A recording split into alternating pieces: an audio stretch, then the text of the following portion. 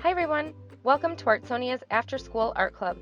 Today, we have a fun art project from Mrs. Woodward, an art teacher from Florida. Hope you enjoy the video, and don't forget to have your artwork uploaded to your Artsonia gallery.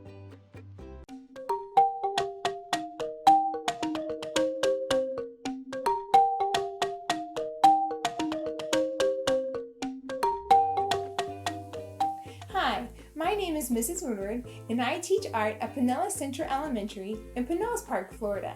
And today we are here to talk about an exciting art project inspired by one of the world's smartest invertebrates. We are going to be learning and creating art about the octopus. The octopus is a very fascinating creature. He has 3 hearts, 8 arms, and each arm has tiny little suckers on it that allows him to stick to just about anything he wants. Now he can also change the color and texture and pattern on his skin so he can camouflage himself. To make today's art project, we are going to be using bubble wrap. Let's find out what other materials we are going to need for today's art lesson. For today's art lesson, we are going to need purple and black paper that's 12 by 18, tempera paint, white, purple, red, magenta, a plastic cup, bubble wrap, a brayer or paint roller, color sticks, pencil, a black Sharpie, and scissors and glue. To start, we are going to take the plastic cup and we are going to use the white tempera paint to stamp circles across our black paper. Try to stamp them in a random pattern across your paper. Once you have filled up your paper with those white circles, go ahead and set that to the side so it can dry. I am now going to get my bubble wrap and I'm going to need a brayer. If you do not have a brayer, you can use a paint roller or another kind of paintbrush or a sponge to apply the paint to the bubble wrap. I'm going to put different colors of tempera paint onto my paint tray. I'm using red, magenta, and purple. You could choose to use different colors if you would prefer. I have chosen these colors because I feel like these colors best represent the kind of octopus that I want to create. I'm going to carefully apply the paint to the bubble side of the bubble wrap. If you pop a couple bubbles while doing this, that's okay. Try to keep the bubbles intact and do not pop them yet. If the bubbles pop, they may not print the texture of the bubble onto the paper as well. Once you have pressed the paper onto the bubble wrap, carefully peel it up. Now you're going to need to stamp the paper twice because the size of the bubble wrap is not the same size as my paper. I'm going to reapply the paint onto the bubble wrap to make sure I get a fresh print from the bubble wrap. After I have done that, I'm going to rotate my paper to the side that I have not stamped on yet, and I'm going to press it against the bubble wrap so it can also pick up that bubble wrap texture. Carefully make sure you get all the edges, peel it up, and then we can set it off to the side so this paper can dry. Now that my black paper with the white circles has dried, I'm going to use my color sticks and I'm going to color sort of a light reflection inside of the circle. This is going to make the bubbles look more realistic.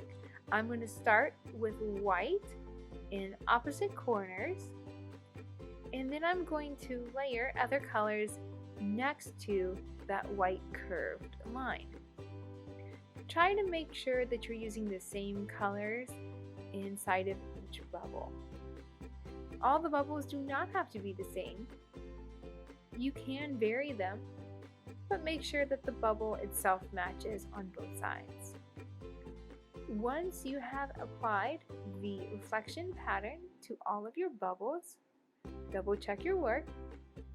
Make sure you didn't miss anything. That looks good. And I'm ready to move on to the next step. The next step is going to be to draw and cut out our octopus.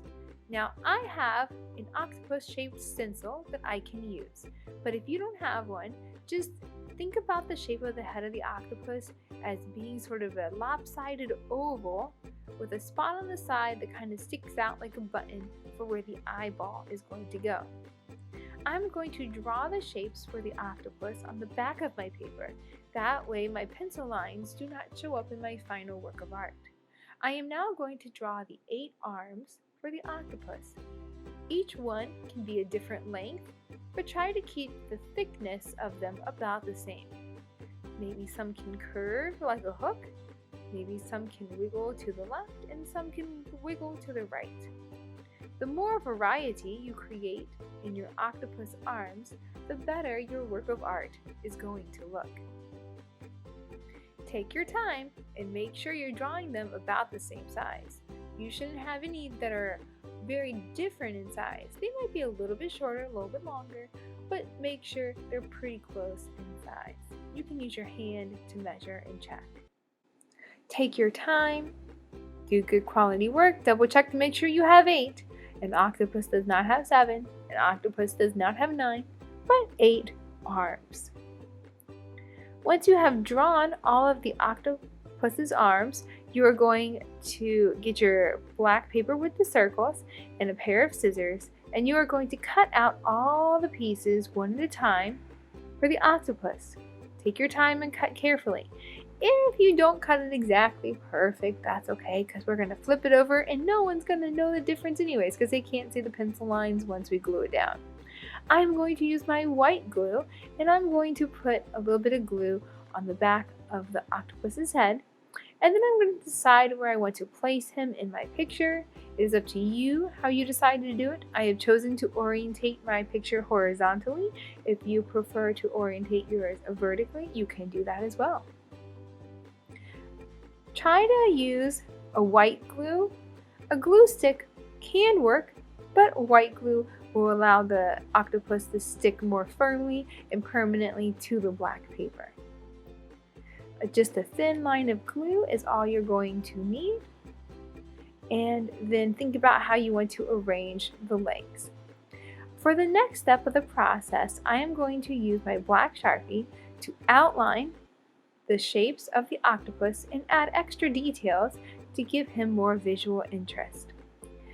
Also, more details allows us to communicate better in our art what it is we are trying to create. Adding more details always helps the viewer know what it is we are trying to tell them. Once I have added all the suckers to the arms, I can use my color sticks to color in some of the details.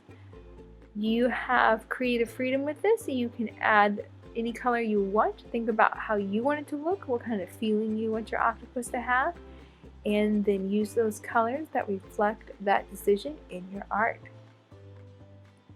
Once you have taken your time and you have thought about your choices and you are happy with the way that your artwork looks, you are finished. Thanks for joining us today, and make sure you share your artwork with all your friends and family on Artsonia.